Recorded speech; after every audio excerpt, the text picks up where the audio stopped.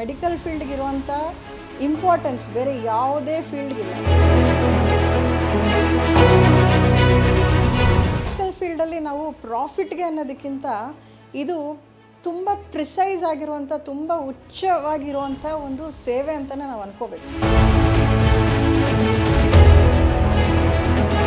ಎಲ್ಲ ಬಿಸ್ನೆಸ್ ಥರ ಅಲ್ಲ, ಮೆಡಿಕಲ್ ಅನ್ನೋದು ಬಹಳ ಸೂಕ್ಷ್ಮವಾಗಿ ಮಾಡಬೇಕಾಗಿರುವಂಥ ಕೆಲಸಗಳು ನಮ್ಮದು. ಬ್ಲಡ್ಡು ಸ್ಯಾಂಪಲ್ಸ್ ಹೇಗೆ ಕಲೆಕ್ಟ್ ಮಾಡ್ತೀವಿ ಅನ್ನೋದು ಕೂಡ ತುಂಬ ಇಂಪಾರ್ಟೆಂಟ್ ಆಗುತ್ತೆ. ಡ್ರಾ ಮಾಡಿದ್ರೆ ಅದಕ್ಕೊಂದು ಟೆಕ್ನಿಕ್ ಇರುತ್ತೆ. ಆ ಟೆಕ್ನಿಕಲ್ಲೇ ಡ್ರಾ ಮಾಡಿದ್ರೆ ಪೇಷಂಟ್ಗೆ ನೋವು ಕೂಡ ಗೊತ್ತಾಗಲ್ಲ.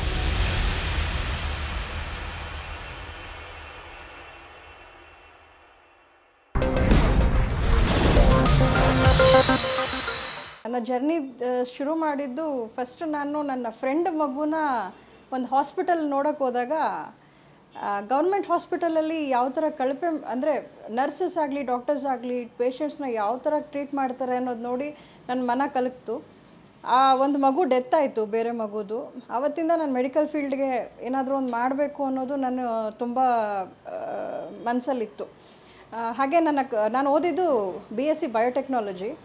ಸೊ ಅದು ಕೂಡ ಮೆಡಿಕಲ್ ಫೀಲ್ಡಿಗೆ ರಿಲೇಟೆಡೇನೆ. ಭಾಳಷ್ಟು ನನಗೆ ಈ ಕಾಯಿಲೆಗಳ ಬಗ್ಗೆ ಆಗಲಿ ಡಯಾಗ್ನೋಸಿಸ್ ಬಗ್ಗೆ ಆಗಲಿ ತುಂಬ ತಿಳ್ಕೊಂಡಿದ್ದೆ. ನನ್ನ ಕ್ವಾಲಿಫಿಕೇಷನ್ನೇ ಅದಾಗಿದ್ದರಿಂದ ಕಾಲಾನಂತರ ನನ್ನ ಕೋವಿಡ್ ಬಂದಾಗ ನಾನು ಓದಿದ್ರಲ್ಲಿ ಒಂದು ಪಾಯಿಂಟ್ ಇತ್ತು. ನಾನು ಎಲ್ಲರಿಗೂ ಫ್ರೆಂಡ್ಸ್ಗೆ ಹೇಳ್ತಿದ್ದೆ, ಆ ಕಾಲದಲ್ಲಿ ಕಾಲರಾ ಬಂದಾಗ ಊರವರೆಲ್ಲ ಊರೂರೇ ಸತ್ತೋಗ್ತಿತ್ತು, ಜನ ಎಲ್ಲ ಸತ್ತೋಗ್ತಿದ್ರು, ತುಂಬ ಕಷ್ಟಪಡ್ತಿದ್ರು ಅಂತ. ಇವಾಗ ಬಂದರೆ ಹೇಗಿರುತ್ತೆ, ಹೇಗೆ ನಾವು ಅದನ್ನು ಹ್ಯಾಂಡಲ್ ಮಾಡಬಹುದು ಅನ್ನೋದು ನನ್ನ ಒಂದು ಸಣ್ಣ ಥಾಟ್ ಇತ್ತು ನನ್ನ ಮೈಂಡಲ್ಲಿ. ಎಲ್ಲರ ಹತ್ರ ನಾನು ಹೇಳಿ ನಗ್ತಿದ್ದೆ ಕೂಡ, ಹೇಗೆ ಮಾಡ್ತಾರೋ ಗೊತ್ತಿಲ್ಲ ಈಗಿನ ಜನ, ಈಗಿನ ಟೆಕ್ನಾಲಜಿಯಲ್ಲಿ ಅಂತ. ಅದು ನನ್ನ ಅದೃಷ್ಟನೋ ದುರದೃಷ್ಟನೋ ಗೊತ್ತಿಲ್ಲ, ನಾನು ಓದಿದಂಥ ಒಂದು ಪಾಯಿಂಟು ನಾನು ನೋಡೋದಕ್ಕೆ ಬಂತು. ನನ್ನ ಕಣ್ಣಾರೆ ನಾನು ಎಕ್ಸ್ಪೀರಿಯನ್ಸ್ ಮಾಡಿದೆ. ನನ್ನ ಜೀವನ ಕಾಲದಲ್ಲಿ ಕೋವಿಡ್ ಅನ್ನೋಂಥ ಒಂದು ಮಹಾಮಾರಿನ ಎದುರಿಸ್ಬೇಕಾಗಿ ಬಂತು. ಆ ಟೈಮಲ್ಲಿ ಆಲ್ರೆಡಿ ನಾನು ಲ್ಯಾಬ್ ಸ್ಟಾರ್ಟ್ ಮಾಡಬೇಕು ಅನ್ನೋದಕ್ಕೋಸ್ಕರ DMLT ಅಂದರೆ diploma in medical lab technology ಅನ್ನೋದನ್ನು ಓದ್ಕೊಂಡಿದ್ದೆ. BSc ಆಗಿದ್ದರಿಂದ ಲ್ಯಾಟ್ರಲ್ ಎಂಟ್ರಿ 2 ಇಯರ್ಸಲ್ಲಿ ನನ್ನ ಕೋರ್ಸ್ ಮುಗಿದಿತ್ತು. ಬಟ್ ಏನೂ ಮಾಡಿರಲಿಲ್ಲ, ನೋಡೋಣ ಇನ್ನೂ ಟೈಮ್ ಇದೆ ಅಲ್ಲ ಅಂತ ಅಂದ್ಕೊಂಡು ಸುಮ್ಮನಿದ್ದೆ. ಬಟ್ ಕೋವಿಡ್ ಬಂದಿದ್ದ ತಕ್ಷಣ ನನಗೆ ಜನ ಒದ್ದಾಡಿದ್ದು ನೋಡಿ ನಾನು ಕೂಡ ಏನೋ ಒಂದು ಮಾಡಬೇಕು ಅನ್ನೋ ಒಂದು ಹಂಬಲದಿಂದ ನನ್ನ ಲ್ಯಾಬ್ನ ಶುರು ಮಾಡಿದ್ದಾಯಿತು. ಕೋವಿಡ್ ಫಸ್ಟ್ ವೇವ್ ಮುಗ್ದೋಗಿತ್ತು. ಮುಗಿಯೋ ಟೈಮಲ್ಲೇ ನಂದು ಪ್ರೊಸೆಸಿಂಗ್ ಸ್ಟಾರ್ಟ್ ಆಗಿತ್ತು. ಲೈಸೆನ್ಸ್ ಅಪ್ಲೈ ಮಾಡೋದಾಗಲಿ, ಪ್ರತಿಯೊಂದು ಮಿಷಿನರೀಸ್ ಆರ್ಡರ್ ಮಾಡೋದಾಗಲಿ ಎಲ್ಲ ಸ್ಟಾರ್ಟ್ ಆಗಿತ್ತು. ಬಟ್ ಎಲ್ಲ ಮುಗಿಯೋ ಅಷ್ಟರಲ್ಲಿ ಕೋವಿಡ್ ಇದ್ದಿದ್ದರಿಂದ ಎಲ್ಲ ಡಿಲೇ ಆಗಿ Covid second wave, first wave ಮುಗಿದ ಮೇಲೆ ನಂದು ಮಾರ್ಚ್ 2021ನಲ್ಲಿ ನನ್ನ ಫಸ್ಟ್ ಮೇನ್ ಬ್ರ್ಯಾಂಚ್ ರಾಜನಕುಂಟೆಯಲ್ಲಿ ಆಕ್ಯುರಾನ್ ಡಯಾಗ್ನೋಸ್ಟಿಕ್ಸ್ ಅನ್ನೋ ಹೆಸರಲ್ಲಿ ಶುರು ಮಾಡಿದೆ. ಮತ್ತು ಅದು ನನ್ನ ಅದೃಷ್ಟ ಅಂತ ಹೇಳ್ತಿರೋ ದುರದೃಷ್ಟ ಅಂತ ಹೇಳ್ತಿರೋ ಗೊತ್ತಿಲ್ಲ, ನಾನು ಶುರು ಮಾಡಿದ ಒಂದೇ ವಾರದಲ್ಲಿ ಸೆಕೆಂಡ್ ವೇವ್ ಸ್ಟಾರ್ಟ್ ಆಯಿತು. ಸೆಕೆಂಡ್ ವೇವ್ ಸ್ಟಾರ್ಟ್ ಆಗಿದ ತಕ್ಷಣ ನನ್ನ ಜರ್ನಿ ತುಂಬ ರಿಗರಸ್ ಆಗಿ ಸ್ಟಾರ್ಟ್ ಆಯಿತು ಸರ್. ಪೂರ್ವ ಸಿದ್ಧತೆಗಳು ಅಂತಂದರೆ ಫಸ್ಟ್ DMLT ಮಾಡಬೇಕಾಗತ್ತೆ. ಯಾರೇ ಆಗಲಿ DMLT 3 ವರ್ಷದ ಕೋರ್ಸ್ ಇರುತ್ತೆ 10ನೇ ಕ್ಲಾಸ್ ನಂತರ. ನಾನು BSc ಮಾಡಿದ ಮೇಲೆ DMLT ಮಾಡಿದ್ರಿಂದ ನನಗೆ ಲ್ಯಾಟ್ರಲ್ ಎಂಟ್ರಿ ಸಿಕ್ತು. 2 ವರ್ಷಕ್ಕೆ ನಂದು DMLT ಕೋರ್ಸ್ ಮುಗೀತು ಸಕ್ಸಸ್ಫುಲಿ. ಅದಾದಮೇಲೆ ನಾವು ಒಂದು 6 ತಿಂಗಳು ಇಂಟರ್ನ್ಶಿಪ್ ಮಾಡಬೇಕಾಗಿ ಬರುತ್ತೆ. ಇಂಟರ್ನ್ಶಿಪ್ ಆದಮೇಲೆ ಎಲ್ಲಾದರೂ ಕೆಲಸ ಮಾಡಿದ್ರೆ ಯಾವುದಾದ್ರೂ ಹಾಸ್ಪಿಟಲ್ಸಲ್ಲಿ ಕೆಲಸ ಸಿಗುತ್ತೆ, ಎಂಟ್ರಿ ಲೆವೆಲಲ್ಲಿ ಕೆಲಸ ಸಿಗುತ್ತೆ. ಅದು ಮಾಡಿದ ಮೇಲೆ ನಮ್ಮ ಓನ್ ಬಿಸ್ನೆಸ್ನ ಯೋಚನೆ ಮಾಡೋದು ಒಳಿತು. ಯಾಕಂದರೆ ಇದು ಎಲ್ಲ ಬಿಸ್ನೆಸ್ ಥರ ಅಲ್ಲ, ಮೆಡಿಕಲ್ ಅನ್ನೋದು ಬಹಳ ಸೂಕ್ಷ್ಮವಾಗಿ ಮಾಡಬೇಕಾಗಿರುವಂಥ ಕೆಲಸಗಳು ನಮ್ಮದು. ಬೇರೆ ಬಿಸ್ನೆಸ್ಗಳಲ್ಲಾದರೆ ಏನಾದರೂ ಇದರ ರೀಪ್ಲೇಸ್ಮೆಂಟ್ಗಾಗಲೂ ಎಕ್ಸ್ಚೇಂಜ್ಗಾಗಲಿ ಅವಕಾಶ ಇರುತ್ತೆ. ನಮ್ಮಲ್ಲಿ ಅದರಲ್ಲಿ ಯಾವುದೇ ರೀತಿಯ ತಪ್ಪುಗಳಿಗೆ ಅವಕಾಶ ಇರೋದಿಲ್ಲ. ಒಂದೇ ಸತಿ ಒಂದು ಶಾಟಲ್ಲಿ ನಾವು ಬ್ಲಡ್ ತೊಗೊಂಡ್ರೆ ಪರ್ಫೆಕ್ಟ್ ರಿಪೋರ್ಟ್ಸ್ 100% ಅಕ್ಯುರೇಟ್ ರಿಪೋರ್ಟ್ಸೇ ನಾವು ಕೊಡಬೇಕಾಗತ್ತೆ. ಅದರಿಂದ ತುಂಬ ಪೂರ್ವ ಸಿದ್ಧತೆಗಳಿಗಿಂತ ಎಕ್ಸ್ಪೀರಿಯನ್ಸ್ ಇಲ್ಲಿ ತುಂಬ ಮುಖ್ಯ ಆಗುತ್ತೆ. ಸೊ ನಾನು ಕೂಡ 3 ವರ್ಷದ ಎಕ್ಸ್ಪೀರಿಯನ್ಸ್ ಆಲ್ರೆಡಿ ನಾನು ಇಮೇಜ್ ಡಯಾಗ್ನೋಸ್ಟಿಕ್ಸ್ ಅನ್ನೋ ಒಂದು ಲ್ಯಾಬಲ್ಲಿ ಕೆಲಸ ಮಾಡಿ ಆಲ್ರೆಡಿ ಎಕ್ಸ್ಪೀರಿಯನ್ಸ್ಡ್ ಆಗಿದ್ದೆ. ಬಟ್ ಕೋವಿಡ್ ಇದ್ದಿದ್ದರಿಂದ ಮತ್ತು ನಾನು ಇನ್ವೆಸ್ಟ್ಮೆಂಟ್ ಸ್ವಲ್ಪ ಕಡಿಮೆ ಇದ್ದಿದ್ದರಿಂದ ನಾನು ಶುರು ಮಾಡಿರಲಿಲ್ಲ ನನ್ನ ಲ್ಯಾಬ್ನ. ಕೋವಿಡ್ ಫಸ್ಟ್ ವೇವ್ ಸ್ಟಾರ್ಟ್ ಆದಮೇಲೆ ನಾನು ಏನಾದರೂ ಮಾಡಲೇಬೇಕು ಈ ಟೈಮಲ್ಲಿ. ಆ್ಯಕ್ಚುಲಿ ಕಮರ್ಷಿಯಲ್ ಪಾಯಿಂಟ್ ಆಫ್ ವ್ಯೂಯಿಂದ ಕೂಡ ನಾನು ಯೋಚನೆ ಮಾಡಿದೆ. ಬಟ್ ನನ್ನ ಕ್ವಾಲಿಫಿಕೇಷನ್ ನಾನು ಓದಿದ್ದೀನಿ, ಹಿಂಗೆ ಕೂತ್ಕೊಳ್ಳೋದು ಬೇಡ ಅನ್ನೋ ಕಾರಣಕ್ಕೆ ನಾನು ಶುರು ಮಾಡೋದಂಥದ್ದು.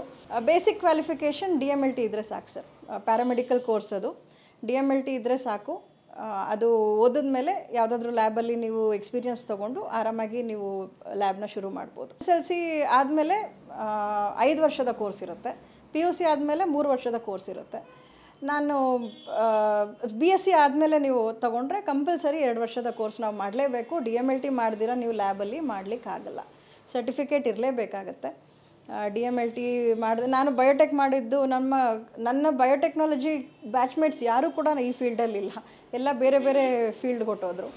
ಸೊ ನಾನು ನನ್ನ ಬೇಸ್ನ ಬಿಡೋದು ಬೇಡ, ನಾನು ಮೆಡಿಕಲ್ ಫೀಲ್ಡಲ್ಲೇ ಇರಬೇಕು ಅನ್ನೋದು ಆ ದೃಷ್ಟಿಯಿಂದನೇ ನಾನು DMLT ಮತ್ತೆ ಮಾಡ್ಕೊಂಡಿದ್ದು. ತುಂಬ ಮದುವೆ ಮಕ್ಕಳು ಅನ್ನೋದ್ರಿಂದ ಮಕ್ಕಳು ಆಗಿ ನಾನು ಎಜುಕೇಷನ್ ಅಲ್ಲೇ BScಗೆ ಸ್ಟಾಪ್ ಆಗಿತ್ತು. ಹಾಗೆ ಮುಂದುವರಿಸಿ ನಾನು ಎಜುಕೇಷನ್ ಸ್ಟಾಪ್ ಮಾಡೋದು ಇಷ್ಟ ಇಲ್ಲದೆ DMLT ಮಾಡ್ಕೊಂಡಿದ್ದೆ. ಲ್ಯಾಬ್ ಮಾಡಲೇಬೇಕು ಅನ್ನೋ ಒಂದು ಇದರಲ್ಲಿ. ಸೊ ಹಾಗಾಗಿ ನಾನು ಇದು ಮಾಡಿದ್ದು. ಇನಿಷಿಯಲ್ ಇನ್ವೆಸ್ಟ್ಮೆಂಟ್ ಅಂದರೆ ಸರ್, ನಾನು ಮಾಡಿರೋವಂಥದ್ದು ಇದು ಸ್ವಲ್ಪ ದೊಡ್ಡ ಲ್ಯಾಬೇನೆ. ಸಣ್ಣ ಮಟ್ಟದ ಲ್ಯಾಬ್ ಅಂತಂದರೆ ಒಂದು 5 ಲಕ್ಷ ಇದ್ದರೆ ವಿತೌಟ್ ಮೆಷಿನರೀಸ್ ಕಲೆಕ್ಷನ್ ಸೆಂಟರ್ ಅನ್ನೋದನ್ನು ಯಾರು ಬೇಕಾದರೂ ಶುರು ಮಾಡ್ಕೋಬೋದು. ಕಲೆಕ್ಷನ್ ಸೆಂಟ್ರಲ್ಲಿ ಏನು ಅಂತಂದರೆ, ನೀವು KPMEಗೆ ಅಂದರೆ ಕರ್ನಾಟಕ ಪ್ರೈವೇಟ್ ಮೆಡಿಕಲ್ ಎಸ್ಟಾಬ್ಲಿಷ್ಮೆಂಟ್ ಅಲ್ಲಿ ಲೈಸೆನ್ಸ್ಗೆ ಅಪ್ಲೈ ಮಾಡಿ ಪೊಲ್ಯೂಷನ್ ಕಂಟ್ರೋಲ್ ಬೋರ್ಡಿಂದ NOCನ ತೊಗೊಂಡು, ಲೋಕಲ್ BBMP ಆಗಲಿ ಪಂಚಾಯಿತಿ ಆಗಲಿ ಅಲ್ಲಿಂದ NOCನ ಪಡ್ಕೊಂಡು ಒಂದು ಕಟ್ಟಡನ ರೆಂಟ್ಗೆ ಚಿಕ್ಕದು ಒಂದು 500 ಸ್ಕ್ವೇರ್ ಫೀಟ್ ಆದರೂ ಸಾಕಾಗುತ್ತೆ, ಅಲ್ಲಿ ಒಂದು ಚಿಕ್ಕದು ಫ್ಲೆಬೋಟಮಿ ಕಲೆಕ್ಷನ್ ಸೆಂಟರ್ ಅನ್ನೋದನ್ನು ತಾವು ಶುರು ಮಾಡ್ಕೋಬೋದು. ಅದರಲ್ಲಿ ಏನಂತಂದರೆ ಬರೀ ಬ್ಲಡ್ನ ಡ್ರಾ ಮಾಡಿಕೊಂಡು ಸರಿಯಾದ ರೀತಿಯಲ್ಲಿ ಕರೆಕ್ಟ್ ಕಂಡೀಷನ್ಸಲ್ಲಿ ಬ್ಲಡ್ ಸ್ಯಾಂಪಲ್ಸ್ನ ಬೇರೆ ಕಡೆ ದೊಡ್ಡ ಲ್ಯಾಬ್ಗಳಿಗೆ ಕಳಿಸ್ಕೊಡುವಂಥದ್ದು ಅಷ್ಟೇ ಇರುತ್ತೆ ಕಲೆಕ್ಷನ್ ಸೆಂಟರ್ಸಲ್ಲಿ. ಅದಕ್ಕೆ ನಿಮಗೆ 5 ಲಕ್ಷದಷ್ಟು ಬೇಕಾಗುತ್ತೆ. ಫರ್ನಿಚರ್ಸ್ಗಾಗಲಿ ನಿಮ್ಮ ರೆಂಟಲ್ಸ್ಗೆ ಮತ್ತು ಅಡ್ವಾನ್ಸ್ ಕೊಡೋಕ್ಕಾಗಲಿ ಅದೆಲ್ಲ ಒಂದು 5 ಲಕ್ಷ ಇನ್ವೆಸ್ಟ್ಮೆಂಟ್ ಇದ್ದರೆ ತಾವು ಕಲೆಕ್ಷನ್ ಸೆಂಟರ್ನ ಮಾಡ್ಕೋಬೋದು. ನೆಕ್ಸ್ಟ್ ಲೆವೆಲ್ ಅಂತಂದರೆ ಬಯೋಕೆಮಿಸ್ಟ್ರಿ ಮತ್ತು ಬೇಸಿಕ್ ಒಂದು ಹೆಮಟಾಲಜಿ ಮೆಷಿನ್ನ ತೊಗೊಂಡ್ರೆ ಅದಕ್ಕೆ ನಿಮಗೆ ಏನಿಲ್ಲ ಅಂದರೆ ಒಂದು 10 ಲಕ್ಷ ರೂಪಾಯಿ ಇನ್ವೆಸ್ಟ್ಮೆಂಟ್ ಬೇಕಾಗುತ್ತೆ. ಮೆಷಿನರೀಸೇ ತಮಗೆ 6ರಿಂದ 8 ಲಕ್ಷ ರೂಪಾಯಿ ಬಿದ್ದೋಗುತ್ತೆ. ಮಿಕ್ಕಿದ್ದು ತುಂಬ ಹಿಡಿತ ಮಾಡಿದ್ರು ಕೂಡ ಒಂದು 2-2.5 ಲಕ್ಷದಲ್ಲಿ ಫರ್ನಿಚರ್ಸ್ ಆಗಲಿ ಇಂಟೀರಿಯರ್ಸ್ ಆಗಲಿ ಆಗುತ್ತೆ. ನಾನು ಇನ್ವೆಸ್ಟ್ ಮಾಡಿದ್ದೆ ಹತ್ರ 28 ಲಕ್ಷ ರೂಪಾಯಿ ಆಯಿತು. ಏನಕ್ಕೆ ಅಂತಂದರೆ ನಂದು ಡಯಾಗ್ನಾಸ್ಟಿಕ್ ಸೆಂಟರ್, ಬರೀ ಲ್ಯಾಬೊರೇಟ್ರಿ ಅಲ್ಲ. ಡಯಾಗ್ನಾಸ್ಟಿಕ್ಸ್ಗೂ ಲ್ಯಾಬೊರೇಟ್ರಿಗೆ ಏನು ಡಿಫ್ರೆನ್ಸ್ ಅಂದರೆ, ಲ್ಯಾಬೊರೇಟ್ರಿ ಅಂದರೆ ಬರೀ ಬ್ಲಡ್ ಕಲೆಕ್ಟ್ ಮಾಡಿ ಬ್ಲಡ್ ಟೆಸ್ಟ್ ಮಾಡಿ ಅದು ಮಾಡೋದಿರುತ್ತೆ. ಡಯಾಗ್ನಾಸ್ಟಿಕ್ಸ್ ಅಂದರೆ ನಮ್ಮಲ್ಲಿ ECG ಇದೆ, ಎಕ್ಸ್ರೇ ಇದೆ. ಸೊ ಬ್ಲಡ್ ಟೆಸ್ಟ್ ಮಾಡಿ ಕೂಡ ನಾವು ಕೊಡ್ತೀವಿ. ಸೊ ಆ ಮಿಷಿನರೀಸ್ಗೆ ಒಂದೊಂದು ಬ್ಲಡ್ ಟೆಸ್ಟ್ಗೂ ಬೇರೆ ಬೇರೆ ಮಿಷಿನರೀಸ್ ಬೇಕಾಗುತ್ತೆ. ಅದಕ್ಕೆ ನನ್ನ ಇನ್ವೆಸ್ಟ್ಮೆಂಟ್ ಜಾಸ್ತಿ ಬಿತ್ತು. 28 ಲಕ್ಷ ನಂದು ನನ್ನ ಲ್ಯಾಬ್ಗೆ ಶುರುವಾದಾಗ ಬೇಕಾಯಿತು. ಎಕ್ಸ್ರೇ ಮಿಷಿನ್ಗೆ ತುಂಬ ಜಾಸ್ತಿ ಆಗೋಯಿತು. ಸೊ 15ರಿಂದ 18 ಲಕ್ಷ ಎಕ್ಸ್ರೇ ಮಿಷಿನ್ಗೆ ಬಿತ್ತು. ಸೊ ಅದ್ರ ಪರ್ಮಿಷನ್ಸ್, ರೇಡಿಯಾಲಜಿ ಡಿಪಾರ್ಟ್ಮೆಂಟ್ ಅವಾಂಟೆಕ್ ಲ್ಯಾಬೊರೇಟ್ರೀಸ್ದು ನಿಮ್ಮದು ಪರ್ಮಿಷನ್ ಇರಲೇಬೇಕು. ಎಕ್ಸ್ರೇ ಟೆಕ್ನಿಷಿಯನ್ ಅದಕ್ಕೆ ಅದರದ್ದು ಸರ್ಟಿಫೈ ಆಗಿರುವಂಥ ಪರ್ಸನ್ನಿಂದನೇ ತಾವು ಎಕ್ಸ್ರೇ ಮಾಡಿಸ್ಬೇಕಾಗತ್ತೆ. ಲ್ಯಾಬ್ ಟೆಕ್ನಿಷಿಯನಿಂದ ನಾವು ಎಕ್ಸ್ರೇ ಮಾಡಿಸ್ಕೊಳ್ಳೋಕ್ಕಾಗಲ್ಲ. ಅದಕ್ಕೆ ಬೇರೆ ಓದಿರೋರು ಇರ್ತಾರೆ, ಅದಕ್ಕೂ ಸರ್ಟಿಫೈಡ್ ಇರ್ತಾರೆ. ಅದು ಪ್ಯಾರಾಮೆಡಿಕಲ್ ಕೋರ್ಸೇನೆ. ಎಕ್ಸ್ರೇ ಟೆಕ್ನಿಷಿಯನ್ನಿಂದ ನಾವು ಅವ್ರನ್ನ ಕೂಡ ಹೈಯರ್ ಮಾಡಿಕೊಂಡು ನಾವು ಎಕ್ಸ್ರೇ ಮಾಡಿಸೋದು ಆಗುತ್ತೆ. ಸೊ ಡಯಾಗ್ನೋಸ್ಟಿಕ್ ಸೆಂಟರ್ ಆಗಿರೋದ್ರಿಂದ ನಂದು ಇನ್ವೆಸ್ಟ್ಮೆಂಟ್ ಜಾಸ್ತಿ ಇದೆ sir. First of all medical ಫೀಲ್ಡಲ್ಲಿ ನಾವು ಪ್ರಾಫಿಟ್ಗೆ ಅನ್ನೋದಕ್ಕಿಂತ ಇದು ತುಂಬ ಪ್ರಿಸೈಸ್ ಆಗಿರುವಂಥ, ತುಂಬ ಉಚ್ಚವಾಗಿರುವಂಥ ಒಂದು ಸೇವೆ ಅಂತಲೇ ನಾವು ಅಂದ್ಕೋಬೇಕು. ನಾವು ಕಮರ್ಷಿಯಲ್ ಪಾಯಿಂಟ್ ಆಫ್ ವ್ಯೂ ಅಲ್ಲಿ ಮಾಡಿದ್ರೂ ಕೂಡ ನಾವು ಫಸ್ಟ್ ಮೈಂಡಲ್ಲಿ ಇರಬೇಕಾಗಿರೋದು ನಮ್ಮ ಡ್ಯೂಟಿ. ಮೆಡಿಕಲ್ ಫೀಲ್ಡ್ಗಿರುವಂಥ ಇಂಪಾರ್ಟೆನ್ಸ್ ಬೇರೆ ಯಾವುದೇ ಫೀಲ್ಡ್ಗಿಲ್ಲ ಸರ್. ಅದು ಕೋವಿಡ್ ಟೈಮಲ್ಲೇ ನಾನು ರಿಯಲೈಸ್ ಆಗಿದ್ದಂಥದ್ದು. ಡೆಫಿನೆಟಾಗಿ ಕಮರ್ಷಿಯಲ್ ಪಾಯಿಂಟ್ ಆಫ್ ವ್ಯೂಯಿಂದ ಮೆಡಿಕಲ್ ಫೀಲ್ಡಿಗೆ ಬರಬೇಕು ಅನ್ನೋದು ನಮ್ಮ ಮೈಂಡಲ್ಲಿ ಇತ್ತು ಆವಾಗ. ಬಟ್ ಅದು ಸೇವೆ, ಅದು ಸರ್ವಿಸ್ ಅನ್ನೋದು ನನಗೆ ರಿಯಲೈಸ್ ಆಗಿದ್ದೆ ನನ್ನ ಕಣ್ಣು ಮುಂದೆ ಒಂದು ಪ್ರಾಣ ಹೋದಾಗ ಸರ್. ಸೊ ಇದಕ್ಕಿರೋ ಕಾಂಪಿಟೇಷನ್ನ ನಾವು ಹೇಗೆ ಫೇಸ್ ಮಾಡಬೇಕು ಅನ್ನೋದಾದರೆ ಕ್ವಾಲಿಟಿ, ಆ್ಯಕ್ಯುರೇಟ್ ರಿಪೋರ್ಟ್ಸ್, ಒಳ್ಳೆ ಟೆಕ್ನಿಷಿಯನ್ಸ್ನ ನಾವು ಹೈಯರ್ ಮಾಡಿಕೊಂಡ್ರೆ, ಎಕ್ಸ್ಪೀರಿಯನ್ಸ್ ಟೆಕ್ನಿಷಿಯನ್ಸ್ನ ನಾವು ಹೈಯರ್ ಮಾಡಿಕೊಂಡ್ರೆ, ಮತ್ತು ನಾವು ಎಕ್ಸ್ಪೀರಿಯನ್ಸ್ಡ್ ಆಗಿದ್ದರೆ ನಮಗೆ ಗೊತ್ತಿರಬೇಕಾಗಿರುತ್ತೆ ನಾವು ಯಾವ ರಿಸಲ್ಟ್ ಯಾವ ಥರ ಬರುತ್ತೆ, ರಿಸಲ್ಟ್ಸ್ ಯಾವ ಥರ ಕೊಡಬೇಕು, ಯಾವ ಥರ ಬ್ಲಡ್ ಟೆಸ್ಟಲ್ಲಿ ನಾವು ಎಷ್ಟು ಆ್ಯಕ್ಯುರೇಟಾಗಿ ತೊಗೋಬೇಕು, ಕ್ಯಾಲಿಬ್ರೇಷನ್ಸ್ ಏನಿರಬೇಕು. ಪ್ರತಿಯೊಂದು ಮಿಷಿನ್ಸ್ನೂ ಕೂಡ ನಾವು 3 ದಿನಕ್ಕೊಂದು ಸತಿ ಸ್ಟ್ಯಾಂಡರ್ಡ್ ಮಾಡಲೇಬೇಕಾಗತ್ತೆ ಸರ್. ನಾವು ಕೆಲವು ಲ್ಯಾಬ್ಗಳಲ್ಲಿ ಸ್ಟ್ಯಾಂಡರ್ಡ್ ಅಂತ ಮಾಡೋದಿಲ್ಲ. ಅವ್ರೇನು ಮಾಡ್ತಾರೆ, ರಿಯೇಜೆಂಟ್ಸ್ನ ಉಳಿಸ್ಕೊಳ್ಳೋದಕ್ಕೋಸ್ಕರ ಹೆಂಗಂದ್ರಂಗೆ ನಡೆಸ್ತಾ ಇರ್ತಾರೆ. ನಮ್ಮ ಲ್ಯಾಬಲ್ಲಿ ಹಾಗಲ್ಲ. ನಮ್ಮ ಲ್ಯಾಬು ಇವಾಗ ಎಂಟ್ರಿ ಲೆವೆಲ್ NABL ಲ್ಯಾಬ್ ಆಗ್ತಾಯಿದೆ, ಇನ್ನು ಸ್ವಲ್ಪ ದಿನದಲ್ಲಿ ಪ್ರೊಸೆಸ್ ನಡೀತಿದೆ. ಸೊ ಅಷ್ಟೇ ಆ್ಯಕ್ಯುರೇಟ್ NABL ಲ್ಯಾಬ್ ಲೆವೆಲಲ್ಲೇ ನಾವು ರಿಪೋರ್ಟ್ಸ್ನ ಕೊಡ್ತಾಯಿದ್ದೀವಿ. ಡಾಕ್ಟರ್ಸ್ ಸುತ್ತಮುತ್ತ ಇರೋ ಡಾಕ್ಟರ್ಸ್ ನಂಬಿಕೆನ ನಾವು ಗಳಿಸ್ಬೇಕು ಸರ್. ಅದು ಯಾವ ರೀತಿ ಅಂತಂದರೆ ನಾವು ಹೇಗೆ ನಾವು ರಿಪೋರ್ಟ್ ಮಾಡಿಕೊಡ್ತಾ ಇದ್ದೀವಿ ಪೇಷಂಟ್ಗೆ. ಫಸ್ಟು ಡಾಕ್ಟರ್ ಟ್ರೀಟ್ಮೆಂಟ್ ಕೊಡೋಕ್ಕಿಂತ ಮುಂಚೆ ನಾವು ಇಂಪಾರ್ಟೆಂಟ್ ಆಗ್ತೀವಿ, ಲ್ಯಾಬ್ ಇಂಪಾರ್ಟೆಂಟ್ ಆಗುತ್ತೆ. ಬ್ಲಡ್ ಡ್ರಾ ಮಾಡೋದ್ರಲ್ಲೂ ಕೂಡ ಒಂದು ಟೆಕ್ನಿಕ್ ಇರುತ್ತೆ. ಸುಮಾರು ಜನಕ್ಕೆ ನೋವಾಯಿತು ಅಂತ ಹೇಳ್ತಾರೆ, ಕ್ಲಾಟ್ಸ್ ಆಗುತ್ತೆ. ನಮ್ಮಲ್ಲಿ ಹಾಗಿಲ್ಲ, ನಾವು ಡ್ರಾ ಮಾಡಿದ್ರೆ ಅದಕ್ಕೊಂದು ಟೆಕ್ನಿಕ್ ಇರುತ್ತೆ. ಆ ಟೆಕ್ನಿಕಲ್ಲೇ ಡ್ರಾ ಮಾಡಿದ್ರೆ ಪೇಷಂಟ್ಗೆ ನೋವು ಕೂಡ ಗೊತ್ತಾಗಲ್ಲ. ಆ ಟೆಕ್ನಿಕಲ್ಲೇ ನಾವು ಬ್ಲಡ್ ಡ್ರಾ ಮಾಡಿ ಅದನ್ನು ಯಾವ ರೀತಿ ನಾವು ಕಲೆಕ್ಟ್ ಮಾಡಬೇಕು, ಅದು ಫ್ಲೆಬೋಟಮಿನೇ ಒಂದು ಸಬ್ಜೆಕ್ಟ್ ಇದೆ. ಫ್ಲೆಬೋಟಮಿ ಅಂದರೆ ಬ್ಲಡ್ ಡ್ರಾ ಮಾಡಿ ಅದು ಯಾವ ಟ್ಯೂಬ್ಗೆ ಹಾಕಬೇಕು, ಆ ಟ್ಯೂಬ್ನ ಹೇಗೆ ಪ್ರೊಸೆಸ್ ಮಾಡಬೇಕು, ಅದು ಫ್ಲೆಬೋಟಮಿ ರೂಮಿಂದ ಲ್ಯಾಬೊರೇಟ್ರಿಗೆ ಹೋಗೋ ಅಷ್ಟರಲ್ಲಿ ಎಷ್ಟು ಪ್ರೊಸೆಸ್ ಇರುತ್ತೆ, ತುಂಬ ಸ್ಟೆಪ್ಸ್ ಇರುತ್ತೆ. ಸೊ ಅದನ್ನೆಲ್ಲ ನಾವು ಹೇಗೆ ಫಾಲೋ ಮಾಡ್ತೀವಿ, ಹೇಗೆ ರೂಲ್ಸ್ ಫಾಲೋ ಮಾಡ್ತೀವಿ ಅನ್ನೋದೇ ಇದರಲ್ಲಿ ಯೂಸ್ ಇರುತ್ತೆ. ನಾವು ಅದು ಬ್ಲಡ್ ಡ್ರಾ ಮಾಡೋದ್ರಲ್ಲಿ ತಪ್ಪು ಮಾಡಿದ್ರೆ ನಾವು ರಿಪೋರ್ಟ್ಸ್ ಮಾಡೋದು ಕೂಡ ತುಂಬ ತಪ್ಪುಗಳು ಬರ್ತಾ ಇರ್ತವೆ. ಸೊ ಬ್ಲಡ್ಡು ಸ್ಯಾಂಪಲ್ಸ್ ಹೇಗೆ ಕಲೆಕ್ಟ್ ಮಾಡ್ತೀವಿ ಅನ್ನೋದು ಕೂಡ ತುಂಬ ಇಂಪಾರ್ಟೆಂಟ್ ಆಗುತ್ತೆ. ಅದರಿಂದನೇ ನಮ್ಮ ರಿಪೋರ್ಟ್ಸ್ ಹೇಗೆ ಕರೆಕ್ಟಾಗಿ ಬರುತ್ತೆ. ಮಿಷಿನ್ಸ್ ಕೂಡ ಅಷ್ಟೇ, ನಾವು ಹೇಗೆ ಬ್ಲಡ್ ಡ್ರಾ ಮಾಡಿರ್ತೀವೋ ಅದ್ರ ಬೇಸ್ ಮೇಲೆ ಮಿಷಿನ್ಸ್ ಕ್ಯಾಲ್ಕುಲೇಟ್ ಮಾಡ್ತಾ ಹೋಗ್ತಾ ಇರುತ್ತೆ.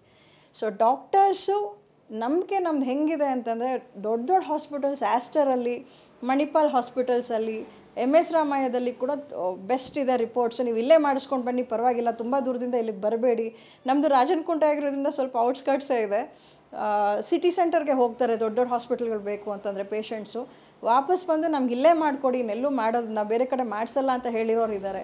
ಎಷ್ಟೋ ಜನ ಕ್ಯಾನ್ಸರ್ ಪೇಷಂಟ್ಸು ರಿಪೀಟೆಡಾಗಿ ನಮ್ಮಲ್ಲೇ ಮಾಡಿಸ್ತಾರೆ ಸರ್. ನಾವು ಬೇರೆ ಕಡೆ ನಮಗೆ ನಂಬಿಕೆ ಇಲ್ಲ, ನಿಮ್ಮ ಲ್ಯಾಬಲ್ಲೇ ಮಾಡಿಸಿ ಅನ್ನೋಂಥದ್ದು. ಆ ಥರ ನಾವು ನಂಬಿಕೆನ ಗಳಿಸ್ಬೇಕು. ಈಗ ನಮ್ಮಲ್ಲಿರೋ ಸ್ಟಾಫು ಅಷ್ಟೇ ತುಂಬ ನಂಬಿಕೆ ಗಳಿಸ್ಕೋತಾರೆ, ತುಂಬ ಎಕ್ಸ್ಪೀರಿಯನ್ಸ್ಡ್ ಇದ್ದಾರೆ. ಕೆಲವು ಸತಿ ನಾನು ಇಲ್ಲೇ ಕೂತ್ಕೊಳ್ಳೋದಕ್ಕಾಗಲ್ಲ, ನಮ್ಮ ಸ್ಟಾಫ್ ಇರೋರು ತುಂಬ ನಂಬಿಕಷ್ಟನ್ನ ತೊಗೋಬೇಕಾಗತ್ತೆ.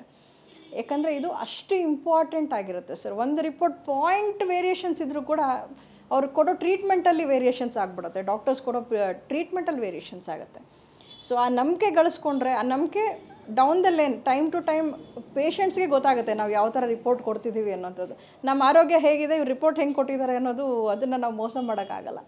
ಸೊ ಅದನ್ನು ನಂಬಿಕೆ ಗಳಿಸ್ಕೊಂಡ್ರೆ ಕಾಂಪಿಟೇಷನ್ ನಾವು ಯೋಚನೆ ಮಾಡೋದೇ ಇಲ್ಲ ಸರ್. ಇವತ್ತು ನಾನು ಹೆಮ್ಮೆಯಿಂದ ಹೇಳ್ಕೊತೀನಿ, ನನ್ನ ಏರಿಯಾದಲ್ಲಿ ನಾನೇ ಬೆಸ್ಟ್ ಇದ್ದೀನಿ, ನಮ್ಮ ಲ್ಯಾಬೇ ಬೆಸ್ಟ್ ಇದೆ. ಸೊ ಅದು ತುಂಬ ಹೆಮ್ಮೆ ಇದೆ ನಮಗೆ. ಎಲ್ಲ ಡಾಕ್ಟರ್ ನಂಬಿಕೆನ ನಾವು ಗಳಿಸ್ಕೊಂಡಿದ್ದೀವಿ, ಎಲ್ಲ ಪೇಷಂಟ್ ನಂಬಿಕೆನ ನಾವು ಗಳಿಸ್ಕೊಂಡಿದ್ದೀವಿ. ಸೊ ಇದರಿಂದ 3 ಬ್ರಾಂಚಸ್ನ ಇಲ್ಲಿ ಸ್ಟಾರ್ಟ್ ಮಾಡಿದ್ಮೇಲೆ ನಾನು ಸ್ಟಾರ್ಟ್ ಮಾಡಿರೋವಂಥದ್ದು. ಎಲ್ಲ ಲ್ಯಾಬು ಸಕ್ಸಸ್ಫುಲ್ಲಾಗೇ ನಡೀತಾ ಇದೆ. ಸೊ ಅದೇ ನನ್ನ ಖುಷಿ ಇದೆ ಸರ್. ಇವತ್ತು ಮಾರ್ಜಿನ್ 40 to 60% ಇದೆ ಸರ್. ಯಾವುದೇ ನಾವು ಬ್ಲಡ್ ಟೆಸ್ಟ್ ಮಾಡಿದ್ರು, ದೊಡ್ಡ ಟೆಸ್ಟ್ಗಳು, ಸ್ಪೆಷಲ್ ಟೆಸ್ಟ್ಗಳಿಗಾದರೆ ಕಡಿಮೆ ಮಾರ್ಜಿನ್ ಇರುತ್ತೆ. ಬೇಸಿಕ್ ಟೆಸ್ಟ್ಗಳಿಗಾದರೆ ನಮಗೆ 60% ಮಾರ್ಜಿನ್ ಇದ್ದೇ ಇರುತ್ತೆ. ಸೊ ಎಲ್ಲ ಸ್ಯಾಲ್ರೀಸ್ ಎಲ್ಲ ಕಟ್ ಮಾಡಿ ಎಲ್ಲ ಡಿಡಕ್ಷನ್ಸ್ ಹೋದ್ಮೇಲೆ ನಮಗೆ end of the day, month ಎಂಡಲ್ಲಿ ನಮಗೆ ಏನಿಲ್ಲ ಅಂತಂದರೆ ಒಂದು 30 to 35% ನಮಗೆ ಉಳ್ಕೊಳ್ಳುತ್ತೆ. ವೈದ್ಯೋ ನಾರಾಯಣ ಹರಿಹಿ ಅಂತ ಹೇಳಿದ್ರೆ ಆ ವೈದ್ಯರಿಗೆ ನಾವು ಪೂಜಾರಿಗಳಾಗಿರ್ತೀವಿ. ಸೊ ನಮ್ಮ ಇದರಿಂದನೇ ಪೂಜಾರಿಗಳಿಗೆ ಡೆಫಿನೆಟಾಗಿ ದಕ್ಷಿಣೆ ಅಮೌಂಟ್ ಬೇಕೇ ಬೇಕಾಗುತ್ತೆ. ಸೊ ಅದನ್ನು ನಡೆಸಲಿಲ್ಲ ಅಂತಂದರೆ ಜನಗಳಿಗೂ ನಾವು ಸೇವೆ ಕೊಡೋದಕ್ಕೆ ಆಗೋದಿಲ್ಲ. ಸೇವೆ ದೃಷ್ಟಿಯಿಂದನೇ ಮಾಡೋದಕ್ಕೆ ತುಂಬ ಕಷ್ಟ ಇದೆ. ಬಟ್ ನಮ್ಮ ಫ್ಯಾಮಿಲಿ ಬ್ಯಾಕ್ಗ್ರೌಂಡ್ ಅದೇ ಥರ ಇರೋದ್ರಿಂದ ನನ್ನ ಪರ್ಸ್ನಲ್ಲಾಗಿ ನಾನು ಸೇವೆಗೆ ಅಂತಲೇ ತುಂಬ ಇಂಪಾರ್ಟೆನ್ಸ್ ಕೊಡ್ತಾ ಇದ್ದೀನಿ. ಇದು ಕಮರ್ಷಿಯಲ್ ಪಾಯಿಂಟ್ ಆಫ್ ವ್ಯೂ ಅಲ್ಲಿ ಡೆಫಿನೆಟಾಗಿ ಮಾರ್ಜಿನ್ ಇದ್ದೇ ಇದೆ. ಮಾರ್ಜಿನ್ ಇಲ್ಲದೆ ಇಷ್ಟೆಲ್ಲ ನಾವು 3 ಬ್ರಾಂಚ್ನ ಮಾಡೋದು ತುಂಬಾ ಕಷ್ಟ ಆಗ್ತಿತ್ತು. ಸೊ ಈ ಕೆಲವು ಟೆಸ್ಟ್ಗಳಿಗೆ ನಾವು ಕೂಡ ಬೇರೆ ಕಡೆ ಕಳಿಸ್ತೀವಿ ಸರ್. ಎಲ್ಲ ಹಾರ್ಮೋನಲ್ ಇಂಪಾರ್ಟೆಂಟ್ ಸ್ಪೆಷಲ್ ಟೆಸ್ಟ್ಗಳನ್ನ ಇಲ್ಲಿ ಮಾಡಲಿಕ್ಕೆ ಆಗೋದಿಲ್ಲ. ಯಾಕಂದರೆ ಅದಕ್ಕೆ ಬೇಕಾಗಿರುವಂಥ ವಾತಾವರಣ ಕ್ರಿಯೇಟ್ ಮಾಡಬೇಕಾಗತ್ತೆ. ಅದಕ್ಕೆ ತುಂಬ ಇನ್ವೆಸ್ಟ್ಮೆಂಟ್, ಕೋಟಿಗಟ್ಟಲೆ ಇನ್ವೆಸ್ಟ್ಮೆಂಟ್ ಬೇಕಾಗ್ಬಿಡುತ್ತೆ. ತುಂಬ ಎಲ್ಲ ಟೆಸ್ಟ್ಗಳು ಇಲ್ಲೇ ಮಾಡ್ತೀವಿ ಅಂದರೆ ಅದು ಸಾಧ್ಯ ಇಲ್ಲ. ಸೊ ನಾವು ಕೂಡ ದೊಡ್ಡ ಲ್ಯಾಬ್ಗಳಿಗೆ ಟೈಅಪ್ ಆಗಿರ್ತೀವಿ, MOU ಆಗಿರುತ್ತೆ. ಎಲ್ಲ ಲ್ಯಾಬ್ಗಳಲ್ಲೂ MOU ಮಾಡ್ಕೊಳ್ಳಲ್ಲ.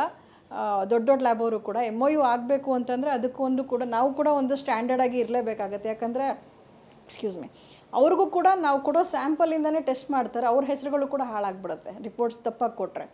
ಸೊ ನಾವು ನಮ್ಮ ಲೆವೆಲಲ್ಲಿ ಫಸ್ಟ್ ಬ್ಲಡ್ ಡ್ರಾ ಮಾಡಿ ನಾವು ಹೇಗೆ ಅದನ್ನು ಪ್ರೊಸೆಸ್ ಮಾಡ್ತೀವಿ ಅನ್ನೋದು ಕೂಡ ಇಂಪಾರ್ಟೆಂಟ್ ಆಗುತ್ತೆ. ಅದರಿಂದ ನಮಗೆ ಲಾಭ ಇದ್ದೇ ಇದೆ ಸರ್. ಲಾಭ ಇಲ್ದಿರ ನಾವು ಇಷ್ಟು ದಿನ ಸಕ್ಸಸ್ಫುಲ್ಲಾಗಿ 3 years ಕಂಪ್ಲೀಟ್ ಮಾಡೋಕ್ಕಾಗಲ್ಲ. ಇದು ಮಾರ್ಕೆಟಿಂಗ್ ಮಾಡಿ ಆಗಲಿ, ಬ್ರೋಚರ್ಸು ಇನ್ಸ್ಟಾಗ್ರಾಮಲ್ಲಿ ಮಾಡಿ ಆಗಲಿ ನಿಮಗೆ ಯಾವುದೇ ಕಾರಣಕ್ಕೂ ಫುಟ್ಫಾಲ್ ಬರೋದಿಲ್ಲ. ನಾವು ಜನರ ನಂಬಿಕೆ 1 ವರ್ಷ ನಾವು ನಮ್ಮದಲ್ಲ ಅಂಥೇಳಿ ನಾವು ಅಂದ್ಕೊಳ್ಳೇಬೇಕಾಗತ್ತೆ. ನಾವು 1 ವರ್ಷ ಆಗಲಿ 1.5 ವರ್ಷ ಆಗಲಿ ನಾವು ಲಾಭನ ಇಲ್ಲಿ ಎಕ್ಸ್ಪೆಕ್ಟ್ ಮಾಡೋದಕ್ಕಾಗಲ್ಲ. ಅಲ್ಲಿಗೆ ರೊಟೇಷನ್ ಆಗ್ತಾ ಇರುತ್ತೆ. ಸೊ ಫಸ್ಟ್ ಡಾಕ್ಟರ್ಸ್ ಸುತ್ತಮುತ್ತ ಇರೋ ಡಾಕ್ಟರ್ಸ್ ಹತ್ರ ಹೋಗಿ ಮಾತಾಡಿ. ಅವ್ರ ಹತ್ರ ಫಸ್ಟು ನೀವು ಕೆಲವ್ರು ತುಂಬ ನಂಬೋದಕ್ಕೆ ತುಂಬ ಟೈಮ್ ತೊಗೊಳ್ತಾರೆ. ಯಾಕಂದರೆ ನಿಮ್ಮ ರಿಪೋರ್ಟ್ಸ್ ಹೇಗಿರುತ್ತೋ ನಮ್ಮ ರಿಪೋರ್ಟ್ ಮೇಲೆ ಡಾಕ್ಟರ್ಸು ಟ್ರೀಟ್ಮೆಂಟ್ ಕೊಡೋವಂಥದ್ದು. ಸೊ ಅದು ಕೂಡ ಇರ್ತವೆ. ನಾವು ಅವ್ರ ನಂಬಿಕೆ ಗಳಿಸ್ಕೋಬೇಕು. ನಾವು ಹೇಗೆ ಕೊಡ್ತಾಯಿದ್ದೀವಿ ರಿಪೋರ್ಟ್ಸ್ ಅನ್ನೋದನ್ನು ಅವ್ರಿಗೆ ಫಸ್ಟ್ ಮಂದಟ್ಟು ಮಾಡಬೇಕು. ಡಾಕ್ಟರ್ಸ್ ಅವರು ಕೂಡ ನಮ್ಮನ್ನು ಅವ್ರಿಗೆ ಖುಷಿ ಆಯಿತು ಅಂತಂದರೆ ಅವರು ಕೂಡ ಪೇಷಂಟ್ಸ್ನ ರೆಫರ್ ಮಾಡ್ತಾರೆ. ಜೊತೆಗೆ ಇನ್ಸ್ಟಾಗ್ರಾಮ್ ಸೋಷಿಯಲ್ ಮೀಡಿಯಾದಲ್ಲಿ ನಾವು ತುಂಬ ಇದು ಮಾಡಿದವಂಗೆ ಪ್ಯಾಕೇಜಸ್ ಆಗಲಿ ಅದರಲ್ಲಾಗಲಿ ನಂಬಕ್ಕೆ ಹೋಗಬೇಡಿ, ಪ್ಯಾಕೇಜಸ್ ಮಾಡೋಕ್ಕೆ ಹೋಗಬೇಡಿ. ಯಾಕಂದರೆ ರಿಯೇಜೆಂಟ್ಸ್ ನಾವು ಖರ್ಚು ಮಾಡೋದು ಎಷ್ಟಿರುತ್ತೆ ಅಂತಂದರೆ ಪ್ಯಾಕೇಜಸ್ ಮಾಡಿ ಕಡಿಮೆ ಅಮೌಂಟ್ಗೆ ಕಡಿಮೆ ಬೆಲೆಗೆ ನಾವು ಅದನ್ನು ಮಾಡಿಕೊಡೋದಕ್ಕೆ ಸಾಧ್ಯನೇ ಇಲ್ಲ. ಅದನ್ನು ಮಾಡಿಕೊಡ್ತಾ ಇದ್ದಾರೆ ಅಂದರೆ ನಾವು ನಂಬೋದು ತುಂಬ ಕಷ್ಟ ಆಗುತ್ತೆ, ನಂಬಿಕೆಗೆ ಅರ್ಹ ಇಲ್ಲ. ಅದಕ್ಕೆ ನಮಗೆ ಮಿನಿಮಮ್ ಅಮೌಂಟ್ ಅಂತ ಹೇಳ್ಬಿಟ್ಟು ನಮಗೆ ಖರ್ಚಾಗೇ ಆಗುತ್ತೆ ಲ್ಯಾಬ್ ಅವರಿಗೆ. ಪ್ಯಾಕೇಜಸ್ ಹೆಲ್ತ್ ಪ್ಯಾಕೇಜಸ್ ನಿಮಗೆ 28 ಟೆಸ್ಟು ಬರೀ 100 ರೂಪಾಯಿ 200 ರೂಪಾಯಿಗೆ ಮಾಡಿಕೊಡ್ತೀವಿ, ಅದನ್ನು ನಂಬಕ್ಕೆ ಹೋಗಬೇಡಿ. ಯಾಕಂದರೆ ಅದು ಜಸ್ಟ್ ಅದು ಮಾರ್ಕೆಟಿಂಗ್ ಸ್ಕ್ಯಾಮ್ ಆಗಿರುತ್ತೆ. ನಾವು ಅದನ್ನು ಇವತ್ತವರೆಗೂ ನಮ್ಮ ಲ್ಯಾಬಲ್ಲಿ ನಾವು ಯಾವುದೇ ರೀತಿಯ ಹೆಲ್ತ್ ಪ್ಯಾಕೇಜಸ್ ನಾವು ಮಾಡಿಲ್ಲ. ಬೇಕಾದ್ರೆ ಡಿಸ್ಕೌಂಟ್ ಮಾಡಿಕೊಡ್ತೀವಿ ಸರ್, ನಾವು ಈ ಥರ ಮಾಡಲ್ಲ ಪ್ಯಾಕೇಜಸ್ ಅಂತ ಓಪನಾಗೇ ಹೇಳ್ತೀವಿ. ಯಾಕಂದರೆ ಜನರಿಗೆ ನಾವು ಕೊಡೋದು ರಿಪೋರ್ಟ್ಸು ಅವ್ರಿಗೆ ಟೆಸ್ಟ್ ಮಾಡಿ ಕೊಡೋವಂಥದ್ದು ಕರೆಕ್ಟಾಗಿರಬೇಕು. ಆ ಜನರ ಹತ್ರ ನೀವು ಮಾತಾಡೋದು ಕೂಡ ನೀವು ಹೇಗೆ ಅವ್ರಿಗೆ ಮನದಟ್ಟು ಮಾಡ್ತೀರಾ. ಕೆಲವ್ರಿಗೆ ನೀವು ಬ್ಲಡ್ ಡ್ರಾ ಮಾಡಬೇಕಾದ್ರೆ ಗೊತ್ತಾಗ್ಬಿಡುತ್ತೆ ಅವ್ರಿಗೆ ಕೊಲೆಸ್ಟ್ರಾಲ್ ಜಾಸ್ತಿ ಇದೆಯಾ ಇಲ್ವಾ ಅಂತ. ಬ್ಲಡ್ ಥಿಕ್ನೆಸ್ ನೋಡಿ ಗೊತ್ತಾಗುತ್ತೆ. ಅದು ಕೂಡ ಜನರಿಗೆ ಮಂದಟ್ಟು ಮಾಡಬೇಕಾಗತ್ತೆ. ನಾವು ಬಿಸ್ನೆಸ್ಸಾಗಿ ಇವ್ರಿಗೇನು ದುಡ್ಡುಗೋಸ್ಕರ ಮಾಡ್ತಿದ್ದಾರೆ ಅಂತ ಅನ್ಕೋತಾರೆ, ಬಟ್ ಅವ್ರಿಗೆ ತಿಳಿ ಹೇಳಬೇಕಾಗತ್ತೆ. ಎಲ್ರಿಗೂ ಮೆಡಿಕಲ್ ಫೀಲ್ಡ್ ಬಗ್ಗೆ ಇದಿರಲ್ಲ, ನಾಲೆಜ್ ಇರಲ್ಲ, ನಾವು ಹೇಳಬೇಕಾಗತ್ತೆ. ಸೊ ಜನರ ನಂಬಿಕೆ ಗಳಿಸ್ಕೊಳ್ಳಿ, ಡಾಕ್ಟರ್ಸ್ ನಂಬಿಕೆ ಗಳಿಸ್ಕೊಳ್ಳಿ. ಅದು ಅಂದ್ಕೊಂಡ್ರೆ ಆರಾಮಾಗಿ ಲ್ಯಾಬ್ ನಡೆಸ್ಕೊತಾ ಹೋಗ್ಬೋದು ಸರ್. ಅನುಕ್ಷಣದ ಸುದ್ದಿಗಳಿಗಾಗಿ ವಿಸ್ತಾರ ನ್ಯೂಸ್ ಯೂಟ್ಯೂಬ್ ಚಾನೆಲ್ ಸಬ್ಸ್ಕ್ರೈಬ್ ಮಾಡಿ. ಹೊಸ ಸುದ್ದಿಗಳ ನೋಟಿಫಿಕೇಶನ್ಗಾಗಿ ಬೆಲ್ ಐಕಾನ್ ಕ್ಲಿಕ್ ಮಾಡಿ. ಲೇಟೆಸ್ಟ್ ಅಪ್ಡೇಟ್ಸ್ಗಾಗಿ www.vistaranews.com ವೆಬ್ಸೈಟ್ಗೆ ವಿಸಿಟ್ ಮಾಡಿ. ಅಂಗೈಯಲ್ಲೇ ಜಗತ್ತಿನ ಸುದ್ದಿ ತಿಳಿಯಲು ವಿಸ್ತಾರ ನ್ಯೂಸ್ ಕನ್ನಡ ಆಪ್ ಡೌನ್ಲೋಡ್ ಮಾಡಿ.